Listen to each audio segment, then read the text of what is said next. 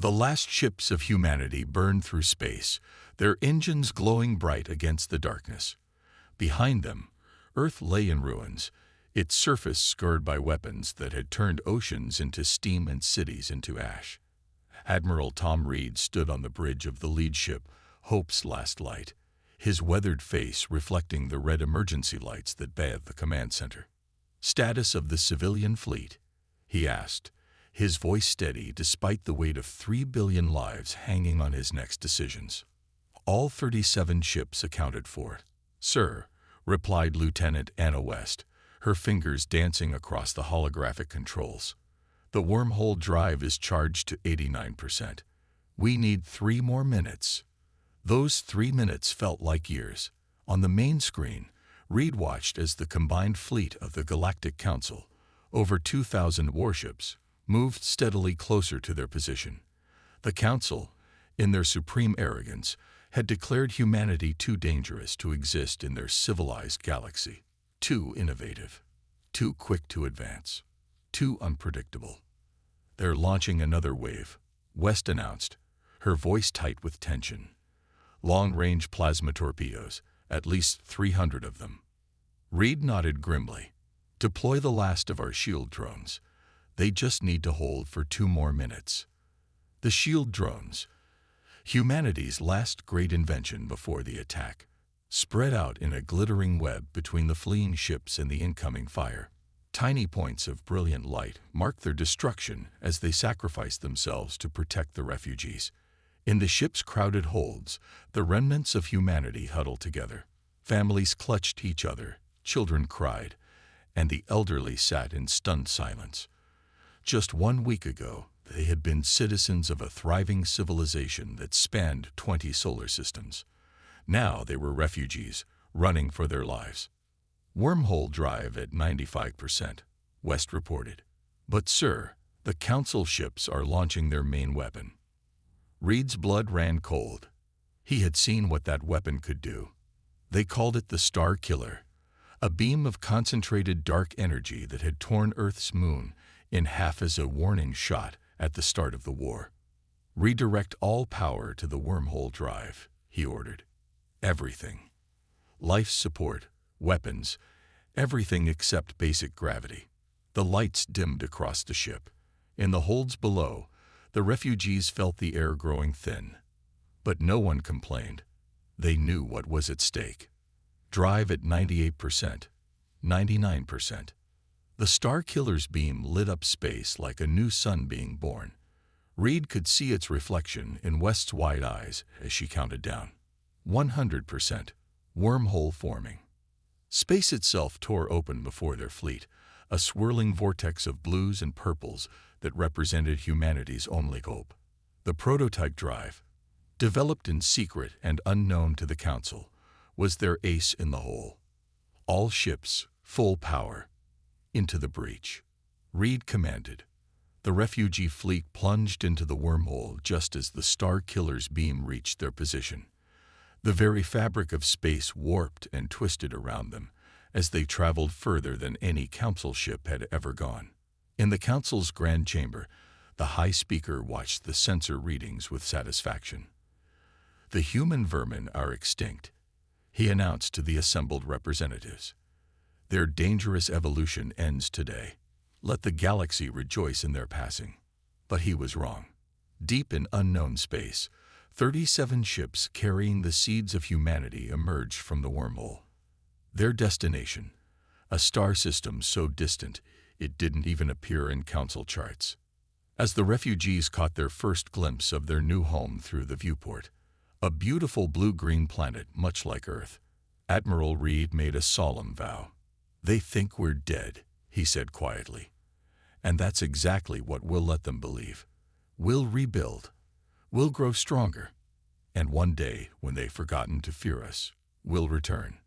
Lieutenant West looked at the planet growing larger in their view. "How long, sir?" Reed's eyes hardened. "As long as it takes. 100 years. 1,000. Time is now our greatest weapon. And when we return." He left the sentence unfinished, but everyone on the bridge understood. The revenge of humanity would be worth the wait. 3,000 years had changed much, but the stars still looked the same. Captain James Stone stood at the observation deck of the New Terra Defense Command, watching ships come and go through the quantum gates that surrounded the planet. Each vessel was a testament to human ingenuity, sleek, nearly invisible to sensors, and more advanced than anything the Galactic Council could have imagined. "Captain, the test results are in," said Dr. Mary Walker, approaching with a holographic display floating above her palm. "The new quantum drive is completely undetectable. We could park a ship right next to a Council scanner, and they wouldn't see a thing." Stone nodded, a slight smile crossing his face. 3,000 years of preparation. Sometimes I wonder if our ancestors would recognize what we've become. New Terra had grown far beyond what those first refugees could have dreamed. The single colony had expanded to encompass 50 star systems, all hidden from the Council's eyes. Every child grew up learning about Earth, about the betrayal, about the vow their people had made. In the streets below the command tower, millions of people went about their daily lives. Flying vehicles moved in perfect patterns between buildings that seemed to touch the clouds. Holographic advertisements floated in the air, promoting everything from food to the latest neural implants. "Sir," Walker said, checking her communicator, "the merchant ship is ready for the test run." They walked together to the launch bay, passing walls decorated with images of old Earth. Every public building displayed these reminders, never letting the people forget their true home. The merchant ship looked ordinary enough. That was the point. It was designed to look like any other trading vessel in Council space, down to the slightly worn paint on its hull. But inside, it carried technology that would have made Council scientists weep with envy. Captain Stone called out the ship's pilot, Robert Green, as they approached. "Ready to make history." "Just remember the mission," Stone replied. "You're to act like any other trader. Test the waters. See how much the Council has changed, or hasn't." Green nodded seriously. He was one of hundreds of agents trained for this moment. His neural implants would let him process information faster than any Council species. His genetic enhancements made him stronger and quicker, while still appearing perfectly normal. "The ship's AI is fully loaded with Council trade records from our last stealth probe," Walker added. "You'll know more about current prices and routes than most real merchants." In the ship's cargo hold, they did one final check of the goods. Everything was carefully chosen. Valuable enough to be worth trading, but not so valuable as to draw unwanted attention. The real prize was hidden in plain sight, quantum-encrypted data collectors that would gather intelligence on every stop. "Remember," Stone said as Green prepared to board, "if you see any signs they suspect something, activate the emergency quantum jump. We're not ready to reveal ourselves." "Not yet." Green saluted and entered his ship. Minutes later, they watched from the command center as it took off, climbing through New Terra's atmosphere until it disappeared into a quantum gate. "And so it begins," Walker said softly. Stone touched the ancient piece of Earth steel he wore on a chain around his neck, a family heirloom passed down through generations, supposedly from one of the original refugee ships. 3,000 years, he said. "We've advanced beyond their imagination. Our ships can't be detected. Our weapons can't be stopped. Our people are stronger, faster, smarter." But most importantly, he turned to face the massive display showing Green's ship entering Council space. They'd had 3,000 years to grow comfortable, to forget why they feared us. Walker checked her readings one last time. "Green's first report will come in 24 hours. What do you think he'll find?" "A corrupt and stagnant empire, ripe for change," Stone replied. "The Council's time is ending. They just don't know it yet." In the vast darkness of space, Green's ship moved silently toward Council territory, carrying with it humanity's first step toward a vengeance 3 millennia in the making. Robert Green stood in the crowded marketplace of Station Alpha 7, one of the busiest trading hubs in Council space. 6 months had passed since his first crossing into enemy territory, And what he found had surprised even the most optimistic planners back on Nuterra.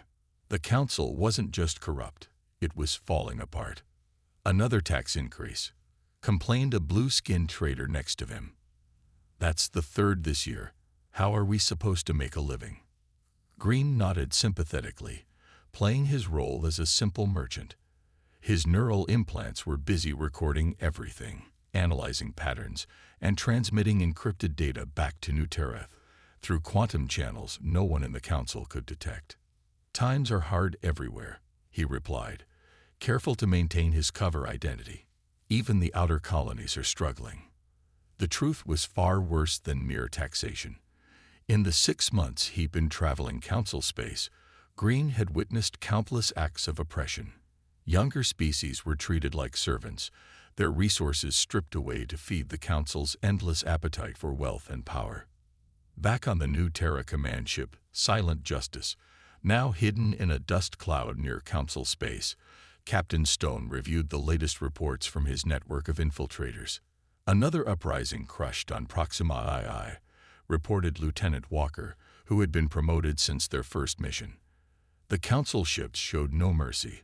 5,000 dead. Stone's face hardened. Add it to the list. Every act of cruelty is another nail in their coffin.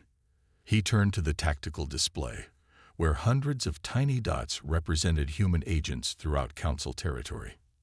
How many bases have we established? 27, sir, all completely hidden using our quantum masking technology. The council's sensors read them as empty space or natural phenomena. In one of these hidden bases, deep inside an asteroid field, Agent Lisa Ford was meeting with representatives of 3 oppressed species. Her small office was designed to look crude and makeshift, hiding the advanced technology that really powered the base. "The council took everything from us," said a tall, thin alien with crystalline skin. "Our mines, our farms, even our ancient temples. They say it's for protection, but we know better." Ford nodded, her implants recording every word. "And if someone were to challenge the council, would your people support such an action?" The aliens exchanged looks. "We have no weapons," said another, their scales shifting color with emotion. "No ships. They took it all." "What if you did?" Ford asked carefully. "What if someone provided the means to fight back?" Meanwhile, in the council's central archive on their capital world, Agent Mark Wilson worked his night shift as a lowly data clerk. His quantum-enhanced mind processed thousands of files per second as he searched through historical records. "Command, you need to see this," he transmitted securely. "I found evidence of other species the council wiped out before us. We weren't the first. There's a pattern going back 20,000 years." Stone received the transmission in his command center. "They destroy any species that advances too quickly," he said grimly. "Any civilization that might one day challenge their power." "Sir," Walker interrupted, "Agent Green has made contact with a council military officer, one who's willing to talk." The officer's message was clear. Many in the council military were unhappy. The endless oppression, the corruption, the cruelty. It wasn't what they'd signed up for. They would be willing to stand aside if changes were made. "It's time," Stone decided. "Send the order to all agents. Begin Phase 2. Target the shipyards first." Throughout council space, hidden human agents received their orders. Quantum weapons, small enough to fit in a pocket, but powerful enough to destroy a cruiser, were moved into position. Alliances were quietly confirmed with oppressed species. Military contacts were subtly prepared. The council had spent 3,000 years building their perfect empire of corruption and fear. They never noticed the shadows moving among them, never suspected that their long-forgotten enemy had returned. They would learn soon enough. The council's largest shipyard hung in space like a giant metal spider web, its construction bays glowing with the light of 1,000 torches. Massive warships in various stages of completion floated in their berths, surrounded by swarms of worker pods and supply ships. In his small maintenance vessel, Agent Wilson watched the shipyard through closed-circuit cameras. His ship, officially registered as a waste disposal unit, had been in position for 3 days. "All units report ready," came the encrypted message from Captain Stone. "Begin Operation Thunderstrike." Wilson pressed his hand against the quantum trigger in his pocket. Around the shipyard, 20 other disguised human agents did the same. The devices activated silently, invisible to all Council sensors. At exactly midnight by Council Standard Time, the shipyard exploded. Not with fire or thunder. There was no sound in space, but with a strange, rippling distortion that seemed to fold space itself. When it cleared, the entire facility was simply gone, along with all its ships, workers, and defensive stations. The Council's response was chaos. "How is this possible?" demanded the high speaker in the emergency session. "Our sensors detected nothing. No weapons, no ships, no energy signatures. On 100 worlds, Council citizens watched their news feeds in shock. The shipyard had been their pride, a symbol of their power. Its destruction was unthinkable." Captain Stone watched the confusion from his command ship, now cloaked and hovering just outside the Council capital's defense grid. "Phase 2, he ordered. "Hit all secondary targets." Across Council space, more installations vanished. Weapon factories, power plants, communication hubs. Each target was struck with the same mysterious weapon that left no trace and gave no warning. In the Council's military command center, General Rogers of the Human Infiltration Team posed as a minor analyst, listening to the panicked reports. "Sir," called a young officer to his superior, "we're getting reports of attacks from every sector, but our sensors show nothing." "Deploy the fleet," ordered the Council Admiral. "All ships, spread out and find these attackers." But there was nothing to find. The human ships, using their quantum stealth technology, were completely invisible to Council sensors. They could have parked right next to a Council battleship and never been detected. On the colony world of Proxima II, where the Council had crushed the rebellion months earlier, the oppressed natives watched in amazement as their Council overlords ran in panic. The weapons that had kept them in line for centuries had simply disappeared. "The Council is not invincible," whispered Agent Ford to the rebel leaders she had been secretly meeting with. "The time to rise up is coming. Be ready." Back in the Council chambers, the High Speaker faced an angry crowd of representatives. "How can you protect us if you can't even detect the enemy?" demanded one delegate. "The military has failed," shouted another. "Our defenses are useless." In his disguise as a minor clerk, Wilson recorded everything. His quantum transmitter sent a constant stream of data back to New Terra, showing the Council's leadership falling into disarray. "Sir," reported Lieutenant Walker to Captain Stone, "the Council is mobilizing their entire fleet. They're spreading their forces thin, trying to protect everything at once." Stone nodded with grim satisfaction. "Exactly as planned. Their arrogance makes them predictable. They can't imagine an enemy more advanced than themselves." He turned to the tactical display, where red dots showed Council ships scattering in all directions, leaving their most critical installations vulnerable. 3,000 years of technological advancement," he said quietly. "While they stayed the same, believing themselves perfect, we evolved. Prepare for Phase 3. Throughout Council space, hidden human agents and their allied rebels watched and waited. The Council's image of invincibility had been shattered. Now, the real war could begin. The revolution began not with a bang, but with a message. On every screen, in every Council-controlled world, the same broadcast played simultaneously, breaking through all security measures. "People of the galaxy," said a masked figure, "for too long, the Council has ruled through fear and lies. Today, that changes." In the command center of the Silent Justice, Captain Stone watched as the message he'd recorded spread across Council space. Behind him, Lieutenant Walker monitored the incoming reports. "The crystal people of Proxima II have taken their spaceports," she reported. "The scale skins of Beta 9 have captured 3 Council warships. The mining colonies of the Outer Rim are in full revolt." Stone nodded. Show them, Agent Ford. On every world receiving the broadcast, the image changed. Now it showed Council atrocities, recorded by human agents over months of infiltration. The crushing of peaceful protests, the theft of resources, the destruction of ancient cultures. We are humanity, the broadcast continued. 3,000 years ago, the Council tried to destroy us because they feared our progress. They failed. We survived, we grew stronger, and now we return. Not just for revenge, but to free all those who suffer under Council rule. In the Council's military headquarters, General Rogers watched as his fellow officers argued. "We must crush these rebels," shouted one admiral. "With what ships?" asked another. "Half our fleet is destroyed or missing. Our weapons don't work. Our sensors are blind." On the mining world of Centauri Prime, Agent Wilson stood with a crowd of workers as they stormed the Council governor's mansion. The guards, seeing their weapons had mysteriously stopped working, quickly surrendered.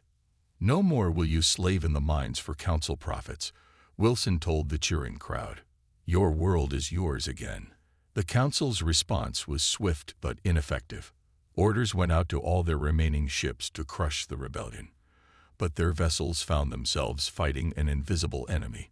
Human ships, completely undetectable, struck from nowhere. Council weapons mysteriously failed. Communication systems went dark. "The Council's defensive line in Sector 7 has collapsed," Walker reported to Stone. 3 more species have joined the rebellion. The Council fleet is retreating to their core worlds. In the Council chambers, panic had set in. The High Speaker watched helplessly as reports of defeats poured in from all directions. "How can this be happening?" he demanded. "We are the Council. We have ruled for 20,000 years." "Your time is over," said his aide, who revealed himself as another human agent, removing his disguise. All around the chamber, more disguised humans showed themselves, their weapons trained on the Council leaders. Back on the Silent Justice, Stone received the signal he'd been waiting for. "All forces, begin the final push. The Council's core worlds are now vulnerable." Across Council space, the revolution spread like wildfire. Species that had been oppressed for centuries found their courage, aided by human technology and weapons. Council loyalists found themselves overwhelmed, not just by superior technology, but by the sheer number of those who hated them. "Sir," Walker called out, "the Council's main fleet is gathering at their capital. They're making a last stand." Stone looked at the tactical display, where thousands of Council ships clustered around their homeworld. It was their final card to play. A desperate show of force to try to maintain their power. "Send the signal to all human ships," he ordered. "It's time to show ourselves. Let them see exactly who has defeated them." Throughout the galaxy, humanity's advanced warships dropped their quantum cloaking. Sleek, powerful vessels appeared as if from nowhere, their hulls gleaming with technology 3,000 years ahead of anything the Council possessed.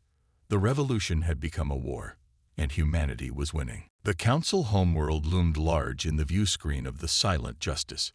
Its orbital rings bristled with weapons, and the remains of the Council fleet formed a defensive wall around the planet. Behind them, massive planetary shields glowed with a sickly green light. Captain Stone stood at the command center, surveying the battlefield. 3,000 years had led to this moment. "All ships report ready," Lieutenant Walker announced. "The Allied fleet is in position." The combined fleet of humanity and liberated species stretched as far as the eye could see.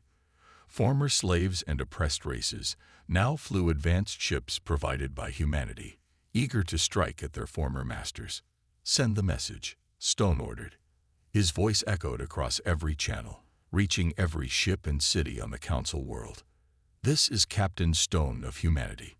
You have 1 hour to surrender and face justice for your crimes. If you refuse, we will take the planet by force." In the Council's grand chamber, deep beneath the planet's surface, the High Speaker laughed. "They cannot breach our shields. We have withstood invasions for 20,000 years." But fear crept into his voice as he watched the tactical displays.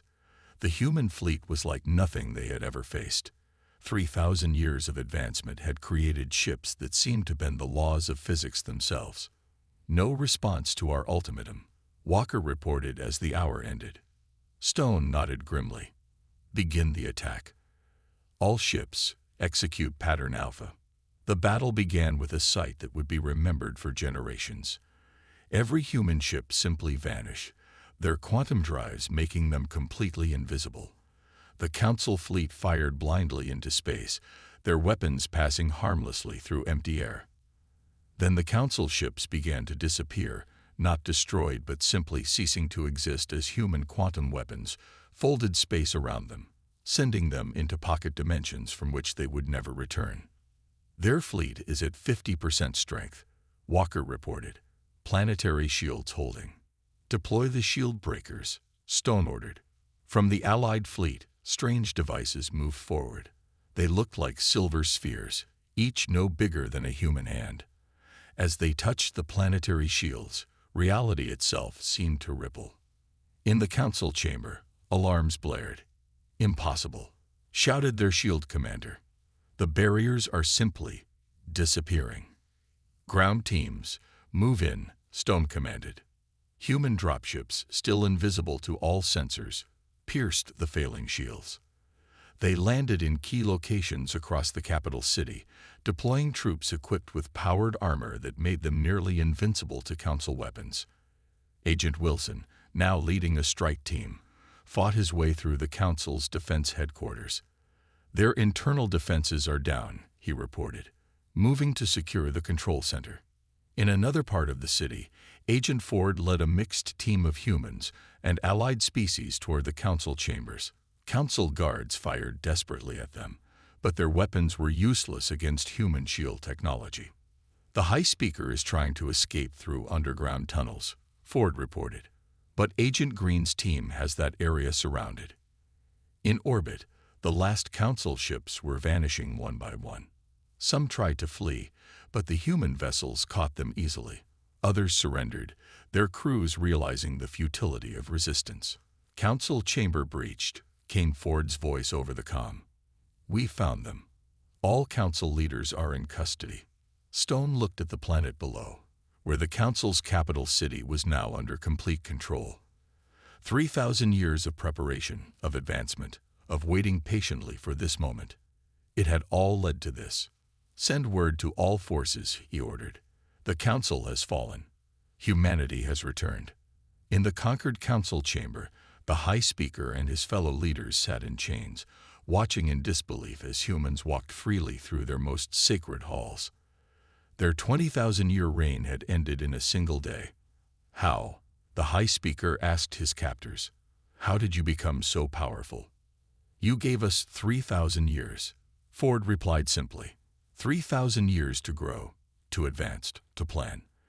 And most importantly, 3,000 years to remember. 1 month after the Council's fall, the Great Hall that once housed their corrupt leadership now served a different purpose. Representatives from 100 species filled the chamber, their voices mixing in dozens of languages as they discussed the future of the galaxy. Captain Stone, now Admiral Stone, stood at the speaker's podium. The ancient piece of Earth steel still hung around his neck, a reminder of all that had brought them to this moment. The trial of the Council leaders will begin tomorrow, he announced. But today we lay the foundation for a new galactic alliance, one built on equality, not fear. In the holding cells below, the former High Speaker and Council leaders awaited their fate. Agent Ford, now Chief of Security, watched them through monitoring screens. They're still in shock, she reported to Admiral Stone. 3,000 years of power, gone in a single day. But the real work was happening across the galaxy. On Earth, a massive fleet of terraforming ships had begun the work of healing humanity's ancient homeworld. The oceans that had been boiled away were being restored. The scarred land was being renewed. The restoration project is ahead of schedule, Lieutenant Walker reported, showing holographic images of Earth's recovery. Early estimates suggest it will be habitable again within 5 years. In the Great Hall, representatives from formerly oppressed species took turns speaking. Each had a story of council cruelty, but also of hope for the future. "My people were miners for 20 generations," said the crystal-skinned delegate from Proxima II. "Now our children will be scientists, artists, explorers, whatever they dream to be." Admiral Stone watched as human engineers helped install advanced technology in ships belonging to allied species. The quantum drives, stealth systems, and defensive shields that had won the war were now being shared freely.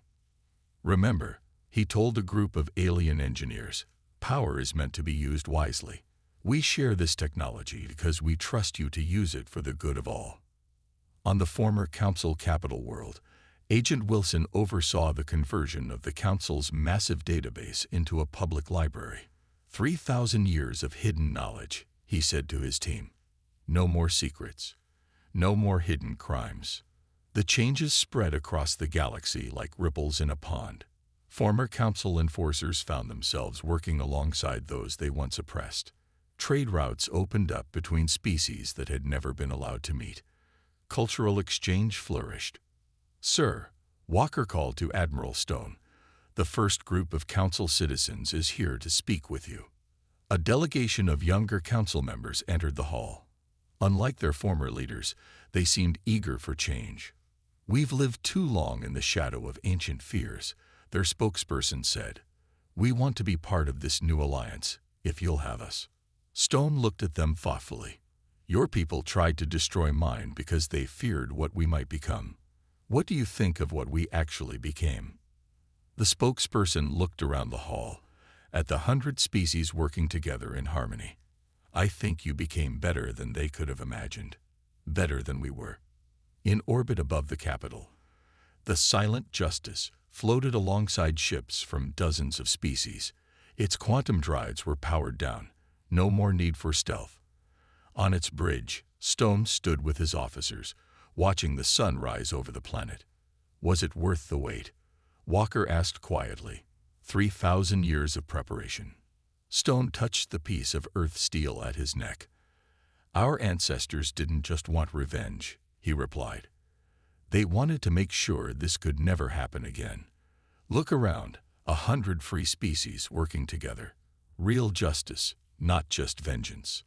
He smiled as another ship dropped out of quantum space, this one carrying Earth plants and animals, preserved for 3 millennia, ready to return home. 3,000 years ago, they tried to destroy us because they feared what humanity might become, Stone said. Instead, we became exactly what the galaxy needed. Not conquerors, but liberators. Not destroyers, but builders. The sun rose fully over the planet's horizon, its light spreading across the assembled fleet of the new alliance. A new day had dawned, not just for humanity, but for all species who now faced the future together.